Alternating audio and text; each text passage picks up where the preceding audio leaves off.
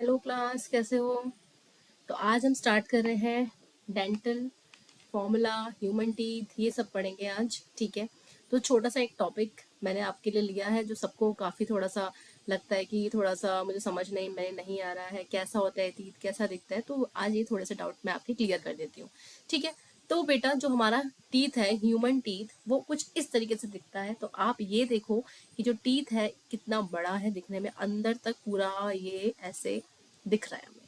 ठीक है बेटा। तो ये जो टीथ है, इसमें सबसे ऊपर की तरफ आप ये जो लेयर देख रहे हो सबसे ऊपर, ठीक है, यहाँ पे और कुछ है यहाँ अंदर। ठीक है। तो जो हमें चीज बाहर की तरफ नजर आती है ना बेटा, उसको हम कहते हैं, ये वाला जो एरिया है हमारा, ये वाला, ठीक है, ये होता है क्राउन। ठीक है। ये वाला जो पूरा एरिया होता है इसको कहते हैं क्राउन। और ये वाला जो एरिया होता है इसको कहते हैं नेक। तो ये हो गया आपका क्राउन और ये हो गया आपका नेक ऑफ द टूथ। ठीक है। इसके नीचे जब ये बोन के अंदर चला जाता है, अब ये बोन कौन सी, आप पूछोगे बोन कौन सी है, तो ये बोन वो है जिसके अंदर, जिसको हम जॉ बोन बोलते हैं, जिसके अंदर टीथ की रूट जाती है। तो जो पूरा एरिया जो रूट कहलाता है, ये जॉ बोन के अंदर है। तो ये पूरा क्या है बेटा? रूट। तो ये जॉ बोन, जिससे अभी सपोज जब मैं बात कर रही हूँ तो मेरी बोन मूव करे, लोअर जॉ मूव करे, लेकिन अपर जॉ मूव नहीं करता बेटा। अपर जॉ क्या होता है? वो स्टेबल होता है, वो एक ही जगह पर है। जब हम बोलते हैं तो लोअर जॉ मूव करता है हमेशा। ठीक है। तो लोअर जॉ हो चाहे अपर जॉ हो, वहां पर जो जॉ बोन होती है उसमें टीथ की रूट प्रेजेंट होती है। ठीक है।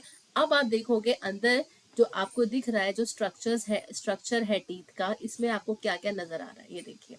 तो बेसिकली यहाँ पे हमें नजर आ रहा है ये इनामल। इनामल जो है वो सबसे ऊपर वाला पार्ट होता है जो व्हाइटिश कलर का दिखता है। ठीक है। तो टीथ व्हाइटिश कलर का क्यों दिख रहा है? क्योंकि वहां पे इनामल प्रेजेंट है, और इनामल जो है हाईली बहुत हार्ड सब्सटेंस है और टीथ को डिग्रेड होने नहीं देता। तो इनामल जो है वो एक ऐसा सब्सटेंस है, जब सपोज कोई डेड बॉडी होती है, उसका स्केलेटन जो आप देखते हो, तो उसमें जो मसल गायब हो जाती है, सब कुछ गायब हो जाता है, सब कुछ जो है डिजोल्व हो जाता है, लेकिन इनामल एज इट इज रहता है। टीथ आप देख सकते हो स्केलेटन में एज इट इज रहते हैं। तो enamel is a very strong substance which does not degrade, right. Pulp cavity, अब इनामल के जस्ट नीचे आप देख रहे हो यहाँ पे, ये वाला जो अंदर पोर्शन है आपका, ये वाला, ये है पल्प।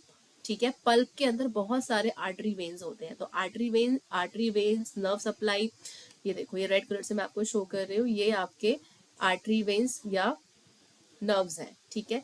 तो ये तीन कलर से तीन चीजें दिखा रखी हैं, रेड और ब्लू से आपकी ब्लड वेसल्स है। Red are artery and blue are veins. और जो येलो कलर में दिख रहा है आपका, वो क्या है बेटा? नर्व्स। तो ये जो तीनों के तीनों है, ये आपकी पल्प कैविटी से आती है और यहाँ पे आके जुड़ जाती है। ठीक है। तो पल्प कैविटी में बहुत सारे ब्लड वेसल्स होते हैं और नर्व सप्लाई होती है, इसीलिए जब भी कोई कैविटी पल्प तक पहुंचती है तो हमें पेन होता है। ठीक है। जब भी कोई कैविटी पल्प तक पहुंचती है तो हमें क्या होता है? पेन होता है। उसके बाद आप ये देखो कि ये है डेंटाइन। डेंटाइन जो एरिया है वो ये जो डार्क ब्राउन कलर का एरिया है, इसको, ये वाला एरिया, इसको हम कह रहे हैं डेंटाइन। ये वाला जो एरिया है लाइट ब्राउन कलर का, this is actually called as dentine. और जो डार्क वाला है, डार्क ब्राउन, ये होता है सीमेंटम। जो पल्प कैविटी के आसपास होता है उसको कहते हैं सीमेंटम।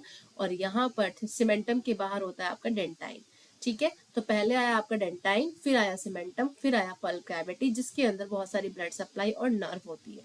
और ये जो बोन है मैंने आपको बताया था, ये जॉ बोन है, जिसके अंदर ये एम्बेडेड है टीथ की रूट। ठीक है। ऊपर जो पिंकिश कलर के स्ट्रक्चर जो आप देखते हो, जब आप ब्रश करते हो तो जो पिंकिश कलर का स्ट्रक्चर दिखता है वो आपके गम्स होते हैं। ठीक है। इतना क्लियर हो गया जो टीथ का स्ट्रक्चर है वो कैसा होता है। ठीक है। तो टीथ किस तरीके से अलाइन होते हैं हमारे माउथ में, वो ऐसे होते हैं। We have 4 types of teeth. तो ह्यूमंस, जो ह्यूमन टीथ होता है ना बेटा, उसकी कुछ कैरेक्टरिस्टिक होती है। There are few characteristic. पहली कैरेक्टरिस्टिक ये है that human teeth are thecodont. Second, they are heterodont। Third, कि वो डाइफियोडोंट होते हैं। ठीक है। So why the teeth are thecodont, like human teeth are thecodont? Thecodont क्यों है? अब आप ये देख रहे हो that there is a jaw bone जिसमें टीथ एम्बेडेड है। तो एक सॉकेट बना रहा है ना ये, जैसे आप प्लग लगाते हो सॉकेट में, तो कोई भी चीज जो सॉकेट के अंदर फिट होती है उस सॉकेट को हम लोग थीका भी कह सकते हैं। सॉकेट को हम लोग थीका भी कह सकते हैं। तो यहाँ पर जो ह्यूमन टीथ है वो किस में एम्बेडेड है? they are embedded in a socket. They're embedded in a socket. So that is why we are calling them as thecodont. Heterodont क्यों कहते हैं? हेट्रोडोंट इसलिए कहते हैं क्योंकि हमारे पास 4 अलग अलग टाइप के टीथ प्रेजेंट हैं. इंसीजर है, कैनाइन है, प्री मोलर्स है और मोलर्स है. ठीक है, तो 4 अलग अलग, अगर सारे सेम होते, सेम टाइप की होते तो होमोडोंट होता, हेट्रोडोंट नहीं होता. डाइफियोडोंट, डाइफियोडोंट क्यों कह रहे हैं? बिकॉज हमारे जो टीथ है वो पूरे लाइफ टाइम में 2 बार आते हैं. एक तो जब जब बेबी डिलीवर होता है तो जब उसकी पहली बार टीथ आते हैं तो वो मिल्क टीथ होते हैं, है ना. मिल्क टीथ बोल लो या टेम्परेरी टीथ बोल लो. तो मिल्क टीथ हो गए और टेम्परेरी टीथ. ठीक है बेटा, तो जो टेम्परेरी और मिल्क टीथ होते हैं ना, ये सेम टाइप के टीथ है. जब ये टीथ हट जाते हैं, इन टीथ को हम लोग एक और नाम देते हैं, कितने सारे नाम हैं, तो इनको हम लोग डेसिडस टीथ भी बोलते हैं. थोड़ा स्पेलिंग गलत हो गई है, डेसिडस टीथ होते हैं. तो जो आपका मिल्क टीथ, टेम्परेरी टीथ या डेसिडस टीथ होते हैं, ये एक जैसे ही होते हैं, सारे एक ही नाम है. लेकिन ये टीथ तब आते हैं जब बेबी डिलीवर होता है और धीरे धीरे वो ग्रो करता है. तो 1 साल के बाद ये टीथ जो है ऑलमोस्ट आने शुरू हो जाते हैं और सारे आ जाते हैं धीरे धीरे. बट आफ्टर ये जो मिल्क टीथ जो है, when they fall off and they are replaced by the permanent teeth, उसके बाद अगर दांत गिरा तो फिर आपको लगवाना पड़ेगा, उसके बाद नहीं आएगा. तो पहली बार आए मिल्क टीथ और सेकेंड टाइम जब मिल्क टीथ हट गए तो कौन से आ गए? Permanent teeth. तो मिल्क टीथ रिप्लेस होके क्या बन जाते हैं? Permanent teeth. तो इसके बाद आपके टीथ नहीं आएंगे. इसीलिए पूरी लाइफ टाइम में 2 बार आते हैं, इसलिए डाई, डाई मतलब 2 टाइम्स, डाइफियोडोंट. ठीक है, अब टीथ देखो, आई मतलब इंसीजर, सी मतलब canine, P premolars, P and M मतलब मोलर्स. तो इस तरीके से प्रेजेंट होते हैं हमारे इंसीजर. तो अब इस जॉ को मैं डिवाइड कर देती हूँ एक लाइन से. ये देखो, ये मैंने बड़ी सी लाइन बना दी है. तो ये हो गया आपका अपर जॉ और ये हो गया आपका लोअर जॉ. तो लोअर जॉ और अपर जॉ को जब हम 2 में डिवाइड कर देंगे तो ये अपर जॉ का आपका हो गया राइट साइड और ये हो गया लेफ्ट साइड. सेम वे ये लोअर जॉ का हो गया राइट साइड और ये हो गया लेफ्ट साइड. ठीक है, तो इस तरीके से हम टीथ जो अपनी जॉ को डिवाइड कर लेते हैं अपर जॉ और लोअर जॉ में, एंड फर्दर अपर जॉ को डिवाइड करते हैं राइट में और लेफ्ट में. सेम लोअर जॉ को डिवाइड करते हैं राइट और लेफ्ट में. तो आप देखो राइट साइड पे 2 इंसीजर दिख रहे हैं. ठीक है, और लेफ्ट साइड पे भी 2 इंसीजर दिख रहे हैं अपर जॉ में. ठीक है, फिर उसके बाद अपर जॉ में हमें कितने? 1 कैनाइन दिख रहा है ना. और यहाँ पर भी हमें 1 कैनाइन दिख रहा है राइट दूसरी साइड पे. अब आते हैं प्रीमोलर्स. प्रीमोलर्स हमारे पास यहाँ 2 दिख रहे हैं ये, और राइट साइड पे भी 2 प्रीमोलर्स दिख रहे हैं. सेम वे अगर हम देखें कि जो आपके मोलर्स हैं, मोलर्स हमें कितने दिख रहे हैं? 1 2 3. यहाँ पर भी 1 2 3. तो हमारे पास अपर जॉ में टोटल इंसीजर कितने हो गए? 2 + 2 इंसीजर अपर जॉ में कितने हो गए? 4, दोनों साइड के मिला के. कैनाइंस राइट में 1 लेफ्ट में 1, दोनों कितने हो गए? 2. प्रीमोलर्स, प्रीमोलर्स काउंट करो, 2 यहाँ पर है और 2 यहाँ पर है, कितने हो गए? 4. मोलर्स काउंट करो, 3 + 3, तो मोलर्स 3 + 3 कितने हो गए? 6. तो ऑल टोटल 6 यहाँ पे मोलर्स हो गए. अब इनको टोटल करेंगे तो 4 + 4 8 + 2 10 + 6 16. तो अपर जॉ में हमारे पास टोटल टीथ कितने हैं? 16. सेम वे में लोअर जॉ में भी 16 टीथ होंगे. 16 + 16 कितने हो गए? 32. So we all have 32 teeth in total. तो टीथ में अगर हम देखें कि जो डेंटल फॉर्मूला है ह्यूमंस का, हम ह्यूमंस की बात कर रहे हैं, तो डेंटल फॉर्मूला जो ह्यूमंस का होता है वो होता है 2 1 2 3. ये अडल्ट्स का है, अडल्ट्स की बात कर रही हूँ. Adult dental formula 2 1 2 3 by 2 1 2 3. ठीक है, तो 2 1 2 3 by 2 1 2 3 क्यों है? 2 होता है इसमें, ये देखो 2 है इसमें इंसीजर, 1 है कैनाइन, फिर ये है 2 प्री मोलर्स और 3 है आपका मोलर्स. तो इसका सपोज करो कि हमने अपर जॉ, चाहे आप अपर जॉ लो चाहे आप लोअर जॉ लो, बात तो एक ही है. ठीक है, अभी मैंने आपको जस्ट यहाँ पे समझाया कि किस तरीके से ये होता है. तो 2 हमने लिया इंसीजर. अगर हम अपर जॉ को राइट और लेफ्ट में डिवाइड कर देते हैं तो राइट साइड पे 2 इंसीजर, लेफ्ट साइड पे 2. राइट साइड पे 1 कैनाइन, लेफ्ट साइड पे 1 कैनाइन. राइट साइड पे 2 प्रीमोलर, लेफ्ट साइड पे 2 प्रीमोलर. राइट साइड पे 3 मोलर और लेफ्ट साइड पे भी 3 ही मोलर. तो एवरेज जो हमारा फॉर्मूला बनता है वो यही बनेगा ना बेटा, क्योंकि दोनों साइड पे इतने ही टीथ प्रेजेंट है. तो इसीलिए हमने उसको ऐसे डिवाइड कर दिया. This by this means right side of the jaw and the left side of the jaw having this number of teeth. तो राइट साइड पे हमारे बन गए टोटल 8 और लेफ्ट साइड पे भी बन गए टोटल 8 माने 16। और यही सेम अगर हम लोअर जॉ में रिपीट कर दें तो फिर 16 आ जाएगा। तो all total we have 32 teeths. ठीक है, तो अपर जॉ हो चाहे लोअर जॉ हो फॉर्मूला यही रहेगा। अडल्ट्स में, बच्चों में क्या होता है, अब आप सोच बोलोगे कि मैम जो मिल्क टीथ होते हैं, अब मिल्क टीथ में भी तो कुछ ना कुछ होगा। तो बेबीज में एक्चुअली एक बहुत इंपॉर्टेंट चीज होती है कि यहाँ प्रीमोलर्स गायब होते हैं। आप प्रीमोलर्स को भूल जाओ कि यहाँ पे बेबीज में premolars are not there. Okay, तो इनका जो डेंटल फॉर्मूला होता है वो 2102/2102 होता है। इनमें मोलर्स भी दो ही होंगे। तो जब बेबीज में परमानेंट जब मिल्क टीथ हट जाएंगे, आप सोचोगे कि भाई बाद में आ जाएंगे मिल्क टीथ, प्री मोलर्स बाद में आ जाएंगे, ऐसा नहीं है। बेबीज के जब मिल्क टीथ पूरे हट जाते हैं और परमानेंट टीथ से रिप्लेस हो जाते हैं तभी प्री मोलर्स आते हैं।